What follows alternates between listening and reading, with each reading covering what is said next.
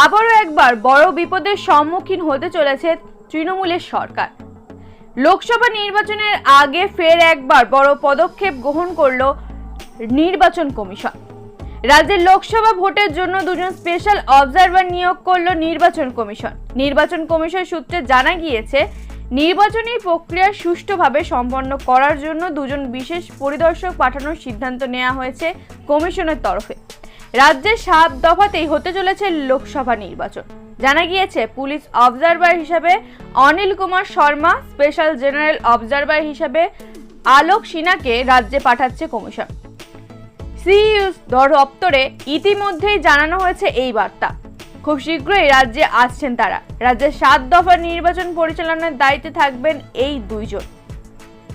নির্বাচনী আদর্শ আচরণবিধি কার্যকর হওয়ার পরপরই রাজ্য পুলিশের ডিজি পদ থেকে রাজীব কুমারকে সরিয়ে দেওয়ার নির্দেশ দিয়েছিল নির্বাচন কমিশন। শুধু তাই নয়, তারপর গত 21শে মার্চ লোকসভা ভোটের আগে রাজ্যের 4 জেলায় জেলা শাসককে সরিয়ে দেওয়ার জন্য প্রশাসনকে নির্দেশ দিয়েছিল নির্বাচন কমিশন।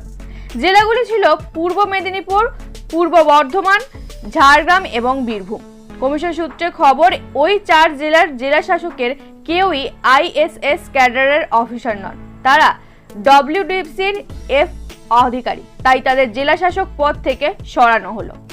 কমিশনের একটি সূত্র বলছে, রাজ্যে প্রথম এবং দ্বিতীয় দফার ভোটে সব বুথে কেন্দ্রীয় বাহিনী মোতায়েন করা নিয়ে অনিশ্চয়তা রয়ে গিয়েছে, কারণ ওই দফায় দেশ জুড়ে বিপুল সংখ্যক কেন্দ্রীয় বাহিনী প্রয়োজন। প্রথম দফায় 21 রাজ্যের 102টি আসনে ভোট রয়েছে। তবে প্রথম দফার আগে রাজ্যে আরও কিছু বাহিনী আসার সম্ভাবনা রয়েছে। এখনো পর্যন্ত 177 কোম্পানির কেন্দ্রীয় বাহিনী রাজ্যে আসছে। কমিশন সূত্রে খবর, প্রথম দফার ভোটের আগে আরও কিছু কোম্পানি বাহিনী রাজ্যে আসবে। কমিশন বলেছে, 8 থেকে 12টি বুথ নিয়ে একটি সেক্টর তৈরি হয়। একটি সেক্টর 8 থেকে 10 জন কেন্দ্রীয় বাহিনী সদস্য থাকেন। অর্থাৎ প্রথম দফার জন্য সব মিলিয়ে প্রায় 350 কোম্পানি বাহিনী লাগবে।